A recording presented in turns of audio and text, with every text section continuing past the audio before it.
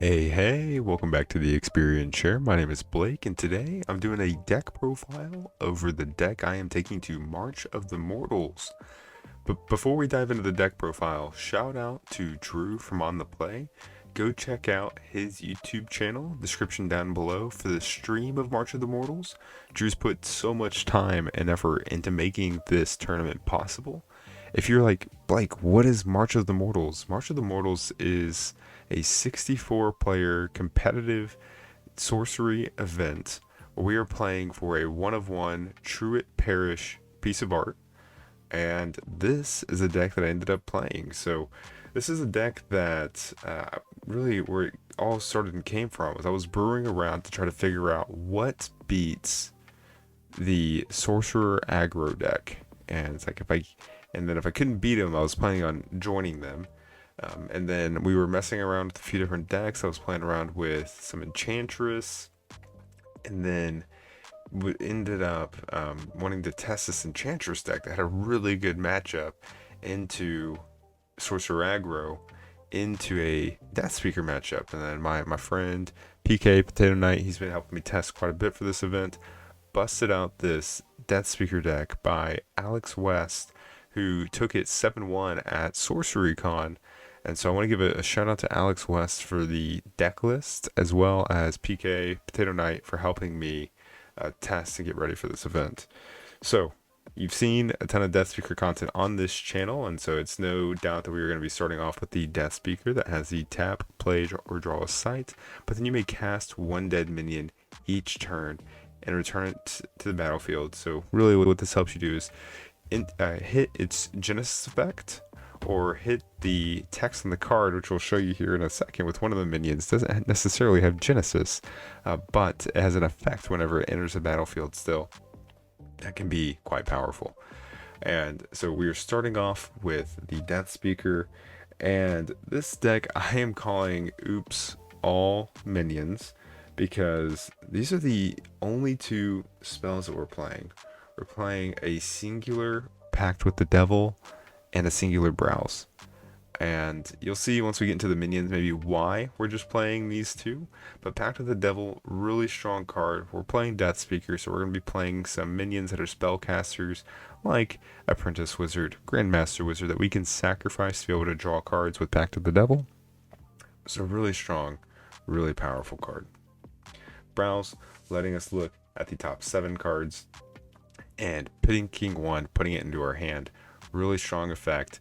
That's going to help us search for some of our combo pieces, which we'll get into.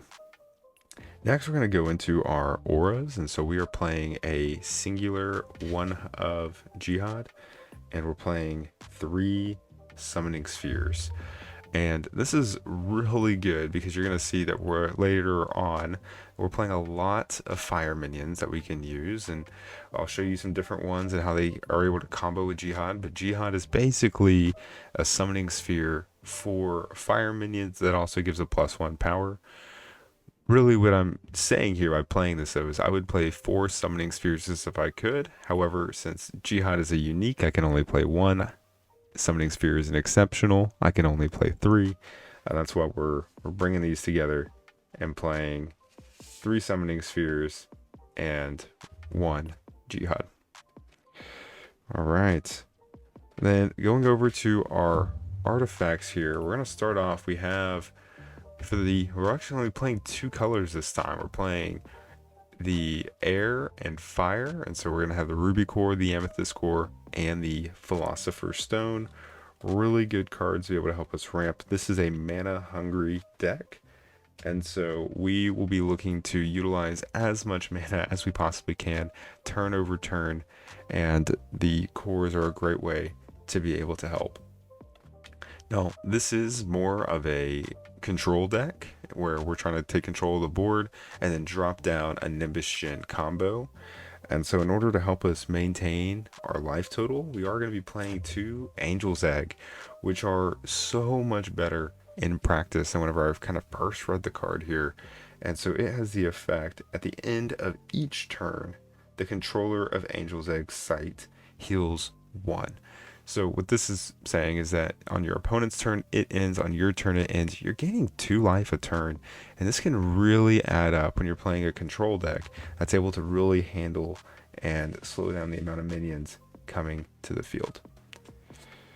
Alright, the remainder of every single card in our deck are going to be minions. So we're going to start off with the most underrated card that I had, and I did not put on my sorcery top 5 commons and uncommons. That I feel like that was probably a mistake now, and that's going to be Wayfaring Pilgrim.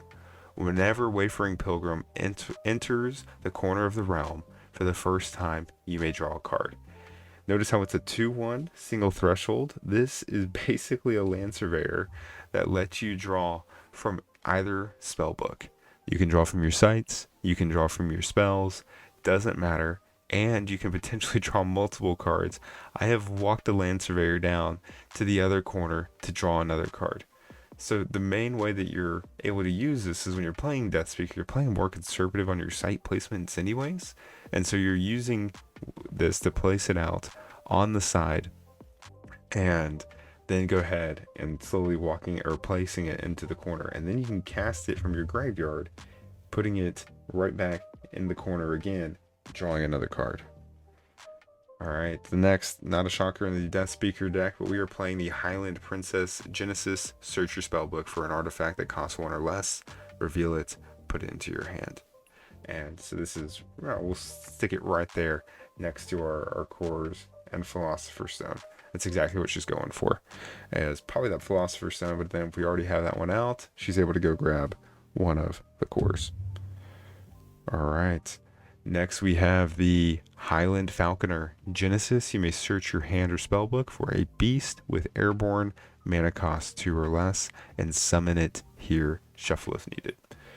And so this is a really powerful, strong card because what it's helping us go fetch out and search is the Sacred Scarabs. And so this is the only target that we are playing with the Highland Falconer. Now it's a 2/1 that has airborne and then the death rights, and so whenever the Sacred Scarabs dies, it'll deal 3 damage to each unit here. Now really where this comes in is incredibly strong is this can attack an avatar and hit an avatar for 4 damage. That's really strong and really powerful, but it can also come in and uptrade, diving into a boss control. You can, anything that's 5 power, you can trade a Sacred Scarabs and a Highland Falconer for whatever that 5 power thing is. But it also helps you thin your deck so you can get to some of your other more powerful minions or spells. Alright, and we are going to be playing 4 of the Vile Imps. So Genesis may deal 2 damage to a target unit here, and incredibly strong card. We can ping somebody and then come in, dive in with one of our other minions to deal some additional damage to them. Really strong card. It's a great Genesis effect because you can cast one and then cast another, and it's a hit up for 4, and then same thing, dive in with maybe one of our 1 power minions and be able to finish off a larger creature that way. Alright, next we have the tried and true, probably most played in Deathspeaker, the Apprentice Wizard Spellcaster Genesis. Draw a card. Great way. This is how Deathspeaker is able to maintain and get card advantage in the first place by playing Apprentice Wizard. And probably the most MVP card in the deck, and the reason we're playing 3 Summoning Spheres is going to be because of these 3 copies of this exceptional Bane Widow Genesis. You may kill target minion here. This is such a strong and powerful effect, and so what you're doing is you're able to use Summoning Sphere and then drop that minion on any of your opponent's sites basically, because you just hold your Summoning Sphere until you need to cast the Bane Widow, and then for 5 you're killing everything, and then you start attacking their sites. Bane Widow goes into the grave, and then boom, Summoning Sphere, Bane Widow, it comes back, and you're able to kill another minion. Incredibly strong and powerful card. So this might be one of the weaker cards in the deck right now, but it is incredibly good in that sorcerer aggro matchup, and that's going to be Clamor of Harpies. And this is Genesis, teleport a weaker minion to this location, Clamor of Harpies strikes it. And this will take care of a Violimp, of a Quarrelsome Kobolds, and is a really good, efficient way to be able to deal with those while also being able to have a 4/3 body. If you're playing in a control matchup, one thing that you can do, since it's a Genesis Maze Strike, you can cast it on the corner of a map, and you can pull a Wayfaring Pilgrim to a corner of a map and draw another card. This Clamor of Harpies is also good when you can combo it with Jihad, and then you can give it 4 power, and then you can pull over even larger minions. Clamor of Harpies is a fine card. I was messing around changing some of the lists, and so when I was testing it some, I decided to go ahead and leave it in and keep it in. However, I was looking at taking out maybe a Clamor for a Poison Nova, something along those lines, to be able to help do a bit of a board wipe. But Clamor of Harpies, really strong and powerful card.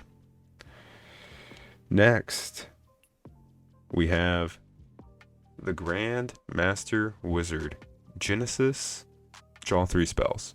Really strong, powerful effect. I know I've explained this in other videos in the past, but because you only start with 3 cards in your hand, it's more strong than it maybe reads on the surface, especially to Magic players or something along that's played another card game.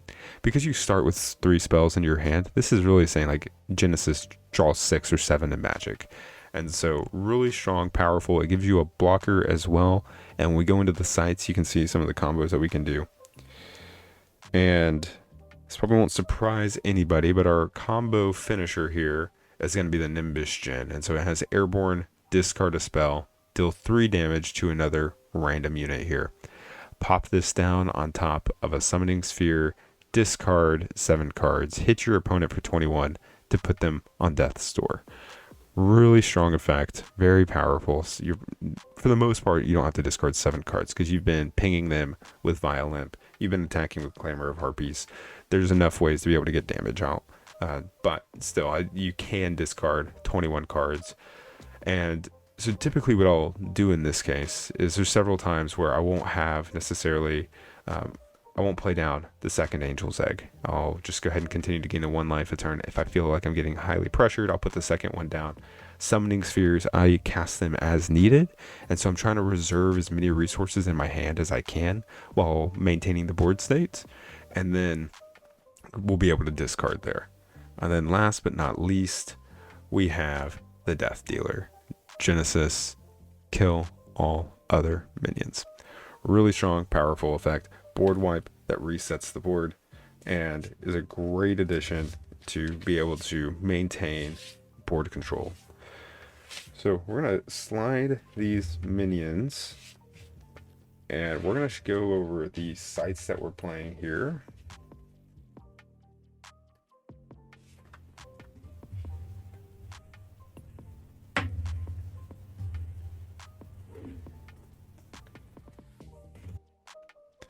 All right, and now for the sites, we're going to start off with our basic sites first.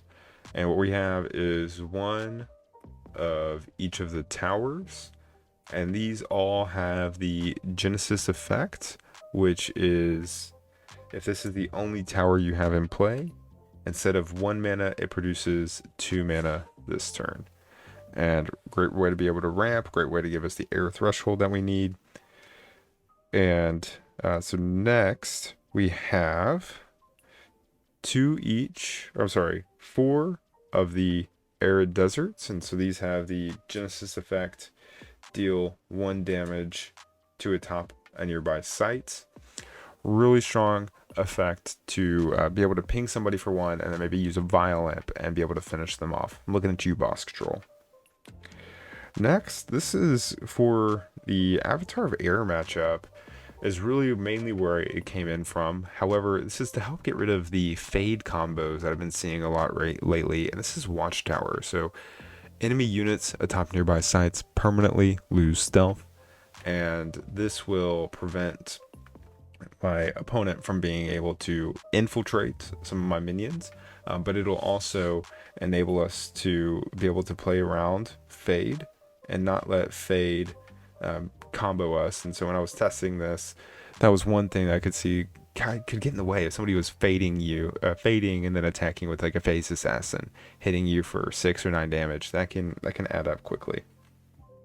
Because we are playing 2 colors, we got to be playing the ruins that give us our 2 colors. Great, exceptional sight, no downsides, only upsides of providing us the 2 thresholds that we need. Observatory here, so Genesis, look at your next 3 spells, put them back in any order. One thing that's really cool about this deck is we have a few different shuffle effects. We have Highland Princess, we have the Highland Falconeer, and we will be able to shuffle our deck. Even if we don't like the cards that are on top, we can shuffle our deck, reset that observatory. Next is a card that I wouldn't have quite expected to be as powerful as it is in this deck, but that's going to be Imperial Road. So Genesis, target opponent, then you may play a site adjacent to this one. What makes this site strong here is it helps us get to the corner faster for Wayfaring Pilgrim. It also puts our opponent right next to us, and so we can go in and we can actually start attacking and dealing damage to our opponent, and it also helps ramp us out while putting a site close to us. And so this is one that I'm paying attention to as I'm playing it. This isn't something that you can just rush out. You can also kind of trick your opponent some, and you can wait until they have 0 sites in hand and then play Imperial Road, and then get an extra site down without the downside of them playing a site as well. All right, next we have our unique sites, and that's going to be first the River of Flame. So fire spellcaster. Really, there's just no downside of playing it right now. This is when I was looking into playing Poison Nova, was one reason why this was in, and so I did build a sideboard for this deck, which I'll cover here shortly as well. Now, March of the Mortals is a best of 1, and so I won't be going into the sideboard. I won't be able to play into the sideboard, but I'll be able to highlight and show what it is here.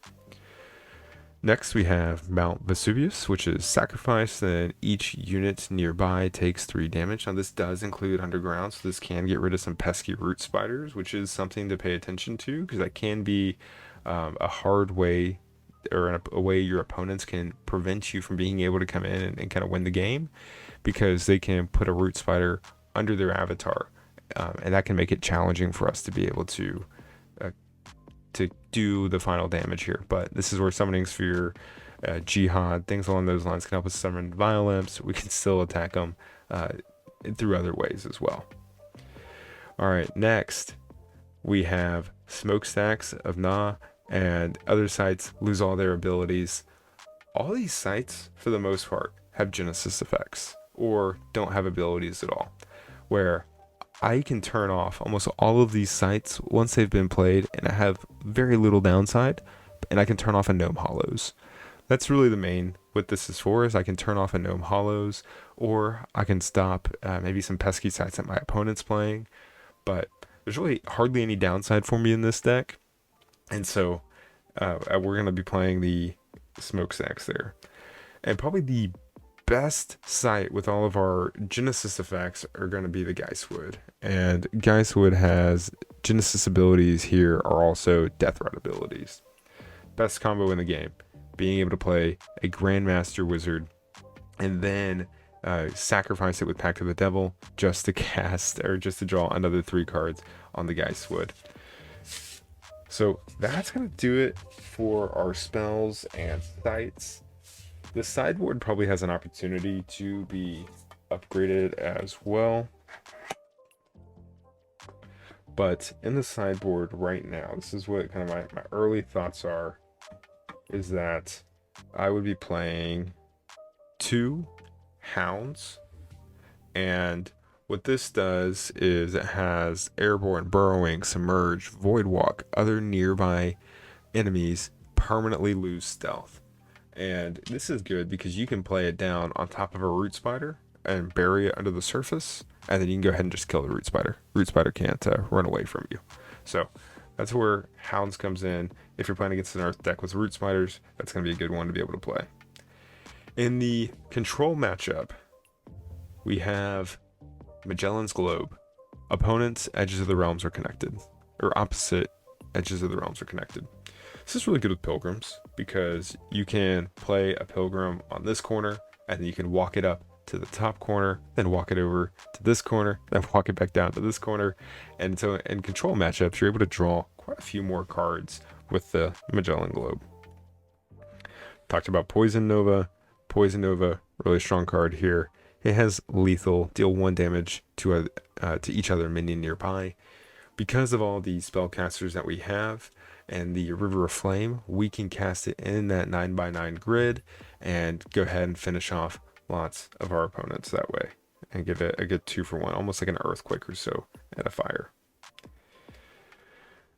Then the next card would be Disintegrate, and so banish target minion nearby and everything it carries. This is basically a Bane Widow in the sense of it just, you banish and get rid of it. The downside or the thing about this that I would say is that you have to be nearby. We do have a lot of spellcasters as well, but really good, strong spell for us to be able to board in against these larger, bigger minions. I'm thinking of water, maybe that could be something that this could be good into.